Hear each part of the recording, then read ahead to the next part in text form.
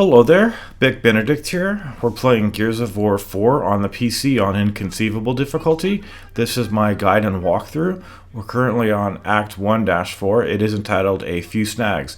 So this is one of the blessedly few wave-driven fortification fending chapters in the game where there are several waves and you're asked to defend a stronghold. Now, the weapons that I have now are not the ones that I carried over from the last chapter. And the reason for that is because I did a fresh restart of this chapter. When I initially went through this chapter, I ended up with some footage that I didn't care for. So I decided to restart the chapter and hopefully show a little bit better of a way to do the handling of this. And hopefully I succeeded in so doing. Now, you've got the fabricator over here, and there's going to be 3 waves of enemies. You're not going to see me construct anything other than shock grenades and these strips over here, these spike strips.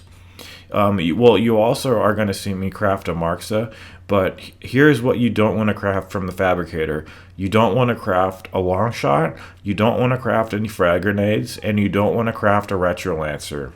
And why is that? Well, because all of those 3 items that I just mentioned are available for free on this map over here. So there's no point in spending credits to buy those when you can just get them for free over here. Now, I'm not going to be picking up the long shot until Wave 2. So, and the reason I'm not going to be crafting any of the more expensive turrets and the shock mounts is because I really question their efficacy. I really don't trust them, and I don't think they do too much, at least on this chapter. I remember them, there's the long shot right there. I remember them being a little helpful in some of the other chapters, but not on this one. I just didn't have much success. I ended up buying them, and I ended up regretting my purchase because they didn't seem to do anything. Those strips, in conjunction with the shock grenades, do everything you need, honestly. But anyway, here's the first wave, and it's really a shame that they put pots and foliage right in your way. Like look at this nonsense over here. Why put a lantern right in here? Why put a plant right in my way? Like, why put shit like that in the way? It's really obnoxious. But here's wave 1 of 3, guys. The enemies are going to be coming from the right at first, so you want to stay over here to the right, pick people off with your Marxa or your long shot or whatever you have. Be careful though, because you can get one-shotted by the folks with the overkill. I'm pretty sure that some of these guys too are carrying the M-bar. Yeah, there are. They're carrying the M-bar because you'll hear your teammates say that there are snipers. Anytime you hear that, that means you've got enemies either with long shots or M-bars. So once you've more or less concluded that there is nobody else to the right, you want to come over here to the left. And this is actually quite easy. You guys, these shock grenades, I can't tell you how effective they are at trivializing these enemies. But anyway, now that we're halfway done with the first wave, we're going to head back over here. Anytime you run out of the shock grenades, just quickly buy some more. But it's really the second wave that's the hard wave, because you've got a new enemy introduced called the Guardian, and on these waves too, they will also spawn in some of those trackers.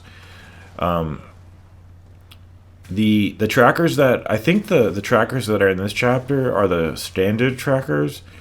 There's a possibility that they're the shock trackers, but I think they're the standard ones. I can't be sure about that, but I believe in a moment we're going to have a checkpoint.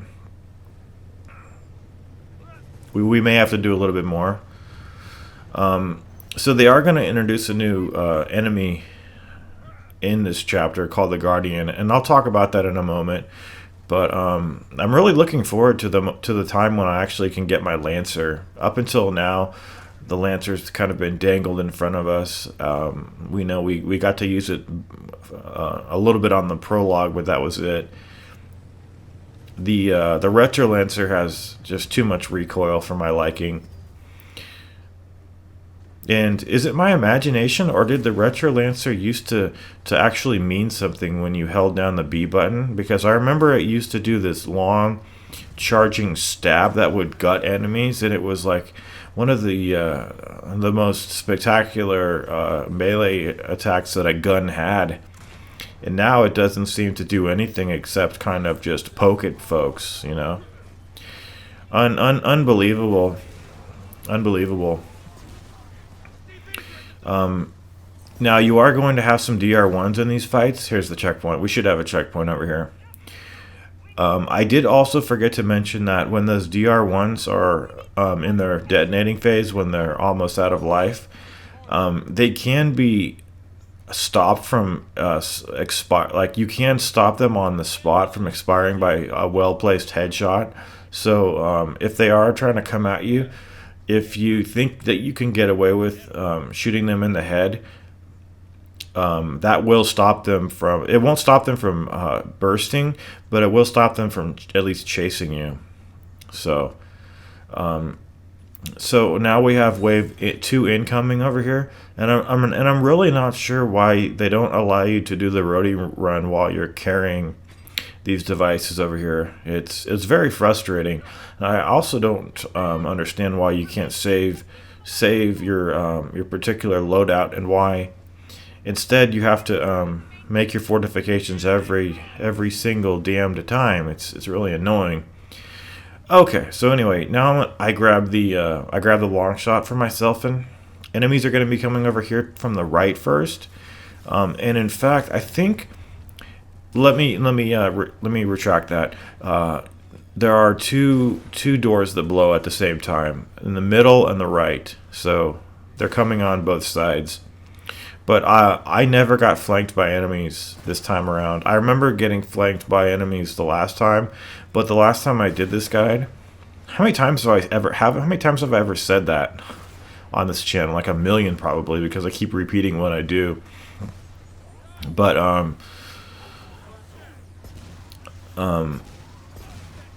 I kind of lost my train of thought there, but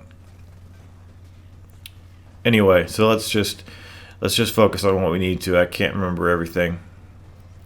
Anyway, I do like to use the long shot at first. There is going to be a scene over here where there's another point of ingress from the enemies. I think they're going to drop some rolling balls to you. These rolling balls can actually jump up. They can mantle up here. So, yeah, these are the normal trackers. The shock trackers, I believe, premiere in the next chapter. So, it's not that bad. I mean, look at this. Have we ever got flanked? No. As long as you take care of everybody with shock grenades and with those strips, it's really good. Frag tagging, I don't know. People seem to just walk past my frags that I put on the ground with impunity. So, a little disheartening on that score. But once you clear all of these DR1s and the normal shepherds, look at this. Watch this guy chase me down. It's ridiculous. It's a goddamn nuisance. But anyway, we should be getting this cutscene in a moment where there's yeah, it's probably after this guy gets put down. There's going to be a scene which is it's not a cutscene because it's not skippable, and therefore I didn't trim it out. And we're going to have 3 guardians incoming. So the only thing that's now standing in your way is a trio of guardians. Now the first guardian is by himself, and then the game will spawn in 2 more for you. So they've got a shield on that you see the integrity of its health by the color of it. So it starts out white, and the more you hit it, it turns a pinkish color, and then it fades away, and then it disappears. It does regen, but in the process of regenning, now is your opportunity to shoot it. I accidentally spotted it. I haven't brought up spotting, but it's something that carries over from Gears of War 3. And basically, it just assigns a target for your teammates to focus their fire on. I would not recommend the long shot on these. Look at this. See, this kind of stuff comes down to just plain luck, guys, because these things, having pushed me out of cover, I could have got fired on by those missiles and died. And anyway, see all these nervous gun jams I'm getting to. Only fast and consistent damage will break the shield of the Guardian. So if you do have a long shot equipped, I would wait until the shield is broken. Like, see, another gun jam. I would wait until the shield has got chipped away before I would fire the long shot.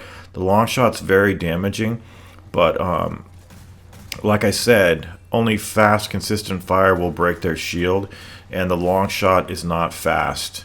It's just simply not, because you have to reload after every shot, and what you end up doing is you end up kind of shooting yourself in the foot, as it were, insofar as you're wasting your time, you're wasting your bullets. And do you see this? How he's really getting up close to me? Well, that's happened a couple times, and he's never killed me. And you also do damage them if for instance they're at an angle where you can hit them. So you don't have to destroy their shield, but they're normally in front of you. So so just don't get too disheartened, even back here. You know, these things have killed me, but back here you're pretty safe. And see, another nervous gun jam.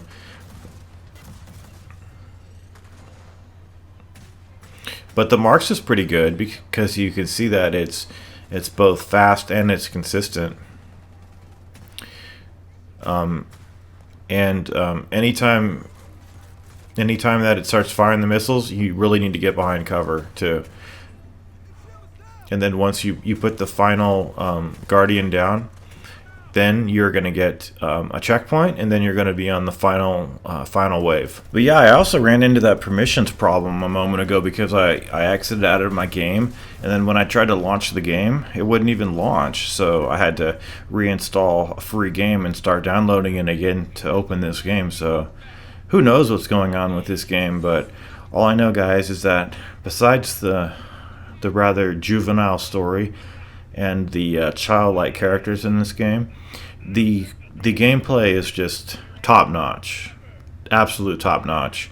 So wave 3 of 3 is incoming over here, guys, and it's probably I think the first wave is the easiest, but this wave is not hard at all. So I'm going to lay down some more of those strips, because I do think the strips are the most helpful. Frag tag a little bit, and it's basic, guys. And I don't know why I overlooked the shock grenades before, but the shock grenades do so much. I mean, the shock grenades are better than any turret you can put up. I mean, if there's a cluster of these shepherds and DR1s, like 2 or 3 of those shock grenades, and they just disintegrate. And the shock grenades are so inexpensive, it's not even funny. So whatever you do, don't sleep on those shock grenades. But here's wave 3. It's the last thing you need to do. This isn't that hard, actually. I know there's a harder one later on, but I do want to teach you guys a technique about throwing these grenades, because blind firing the grenades in this game is a lot of times necessary, because when you manually throw a grenade like that, it can and often is a death sentence, because it just takes him too long to wind up his throw, even if you do it immediately. So what you can do is hold down the left trigger to quickly aim where you want to throw it, and just line up your shot ahead of time. So just test the arc. Just hold down the left trigger, test the arc, because you can see where the arc is going to be. See, why do they put a pail right there? They've got foliage, pails, just, like that kind of stupidity, it just doesn't sit well with me at all.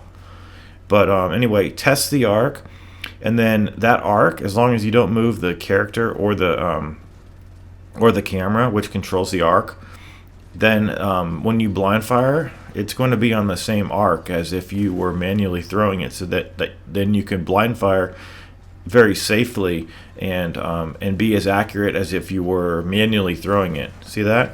See, I tested it there, but I did move. So if I hadn't moved, I wouldn't have to wind up the throw like that, because on insane difficulty and inconceivable difficulty, mayhap even hardcore, you can die. You just don't get any chances.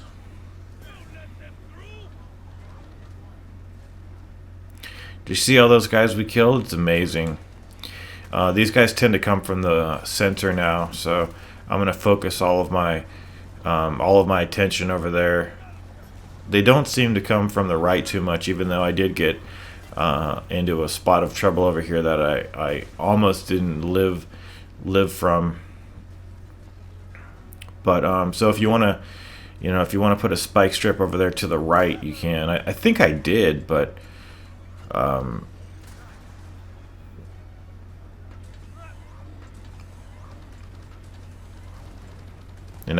it just didn't.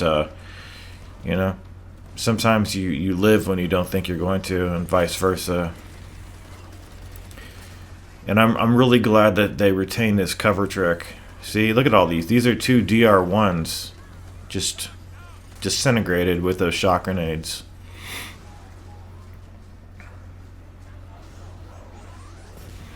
Well, not wholly disintegrated, but at least, we put them on the brink of death, and then we had to, get the hell out of the way. But a lot of times in this game, you are going to be, just to let you know how difficult inconceivable difficulty is. Like I think I mentioned, aiming is not something that you can't do. So, like in brutal difficulty on Uncharted, aiming is pretty much, it's out of the question, because you don't get enough time to line up your shot and fire a shot without getting put down. But on Inconceivable, it's less lenient than Insane, for obvious reasons, because it's the higher difficulty, but it's still possible to aim. I just wanted to make that very clear. It's possible to aim. Very possible. I aim all the time. But the nice thing is that they preserve the third-person cover trick, so that you can safely stay behind cover and keep the gun reticle outside of cover, so that you're essentially having your bullets arc around the cover and kill the enemies. Okay, so now at the end of this last wave, you've got a final Guardian to take down. So we're gonna just throw a shock grenade, take him out of the way. That splash could have damaged us. We're pretty lucky that didn't happen. So on a situation like this, you definitely would be better served by not gluing yourself to cover. You do get a narrower gun reticle when you are in cover, for the most part. I've noticed that with the Enforcer and the Shock Enforcer, it doesn't matter. The gun reticle is just as wide as it normally is. But those guns are pieces of shit anyway. But yeah, so that's the first Horde-like wave-based scenario. It's all cleared, and we have now cleared the first act on Inconceivable difficulty. I will see you in Act 2. Take care.